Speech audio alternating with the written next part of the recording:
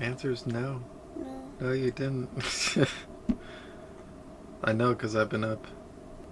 You came back to bed though, right? Mm-hmm. I'm sorry. You should be. Sammy, me. Got some coffee? With half and half? With lots of sugar? No sugar. So, we didn't make it to a National Forest yesterday, but We got made the it to next best Walmart. yeah, a Walmart. The first one didn't take. No, well, it didn't feel right either because there was didn't. like a bunch of teenagers. So, originally they told us that this place, the Sydney ordinance says that you're not supposed to park here overnight. When we got here last night, there were tons of semi-trucks, a few other campers, and we were just like, screw it. We're just gonna stay here. Yeah. Because I did call the store and they said that they didn't recommend parking here because it was against city ordinance, but that they didn't care. It's about 9 a.m. and I went to bed at 3 because I couldn't sleep, and I also was editing the video and uploading it. And I woke up at 6 this morning. I don't know why. So I got a couple hours sleep and I feel fine right now, but that obviously won't continue forever. You're gonna be hurting later. Do you think tonight? Hopefully you'll crash, but you've done this before. Yeah. So this was a pretty regular schedule for you at home. You would go to bed at 3, and then you'd wake up at like 6:30, and then you'd work on Harvey all day. No, that's not true. I got at least 6 hours most of the time. I can get away with a few hours sleep, like a couple nights, but not the third night. Third night is impossible for me.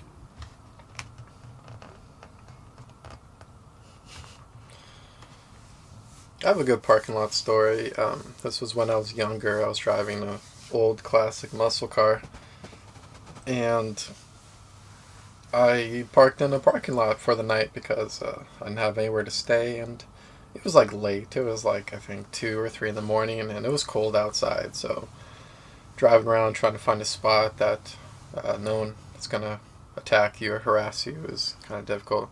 So, anyways, I park in this parking lot, and I jump into the back seat, and I didn't have a blanket at the time, so I just threw a coat over myself, and I like slept for like 3 hours, and I woke up at like 6 o'clock in the morning. And when I woke up, I found a little orange pocket Bible under my front windshield wiper. Because I guess somebody walked up to my car when I was sleeping in it, and they said, oh, poor guy's having a rough time. So they put a pocket Bible under my windshield wiper. And I thought it was a nice gesture. I really did. But I was also a little weirded out that someone walked up and saw me sleeping in the back of my car. But that's what happens. If you do find yourself sleeping in a car, hopefully you have a car cover, because you can get away with parking in some of the most unusual places. And if you put a car cover over the car you're sleeping in, no one could look in, and usually people don't suspect anything. Like I've parked in some unusual places, but How do you put a car cover over your car when you're in the car? well, you put the car cover on first, and then you have to like crack the door open, and you gotta like slip in. Yeah. But trust me, it looks a lot weirder exiting, because you just like see like the car cover kind of like stick out, and then you see somebody like do a body roll, like an action roll out of it. So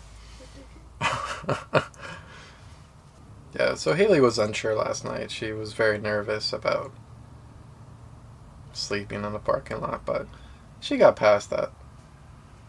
Yeah, eventually. We went from tossing to turning to snoring peacefully, so that was delightful. I don't snore. Yes, you do. Most of the time, it's cute little snores. Just let me know. Luckily, we didn't unpack much last night because we didn't want to, just in case somebody told us that we had to leave. Yeah, well, I would have welcomed visitors, you know? Oh. I mean, security guards and cops don't really intimidate me, so if they knock on our door and tell us to move, that's all they can do, really. I mean, they're not going to haggle us more than that. Besides, if they did, I would have gone across the street to the Les Schwab that the Walmart recommended in the first place. But when we saw the trucks here, we're like, it's not going to be a problem at all. So I have to admit something. On our first day when we left, I had a big accident. And Haley already knows about it, and a couple of people already know about it. But basically, I was securing the cover on top of the RV because the air conditioner cover I did not fasten down. And that was like the very last thing that I did. So I went over to one side. The holes weren't really lining up, so I just took some self-tapping screws and I drilled into the sheet metal. So I hit one side, zipped it on in, no problem. I walk around to the other side, and I paused and I said to myself, no one would be stupid enough to put the air conditioning lines right behind the mounting holes, right? So I'm drilling in the self-tapping screw, and it didn't take long at all. It went in just a little bit, and then I just heard and I knew I messed up. That was basically the sound of our air conditioning decompressing and all the freon escaping into the atmosphere. So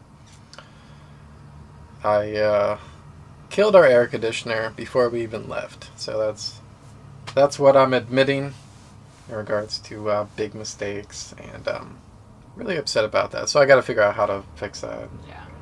Haley's just glaring at me. Yeah. You guys see this? Yeah. I wasn't very happy. Right as this happened, I walked out of the house and I just hear that shh, and I see Sam walk around from the back of the trailer, and I'm like, what? What's that noise? What's happening? And he just is quiet, like a kid that's had his hand caught in the cookie jar or something. Just caught in a mistake and would not answer me. And I was so freaked out. I was like, what is that sound?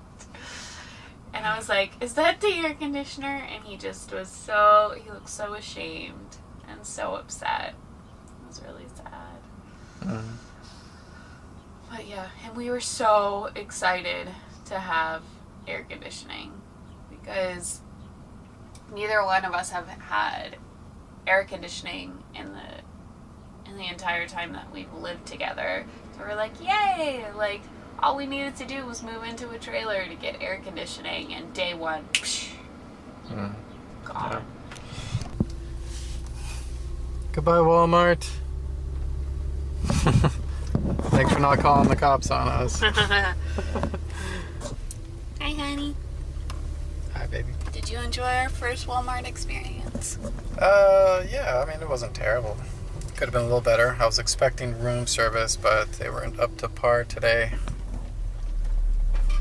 I'm just glad we didn't get a bang on the door in the middle of the night. That was my main concern. But I thought with there were so many other, tractors and trailers and things, it seemed fine. Oh, and then look at this. So this was the other area that we were maybe going to be in. And there's a bunch of trailers there. Yeah, but I think those are, customers. Maybe. Because there's the trailer parked at Les Schwab, but I'm sure they need, a tire change or something like that. Like that one. But then there's this one over here that's just, backed up into a field. Yeah, maybe. I mean, who knows?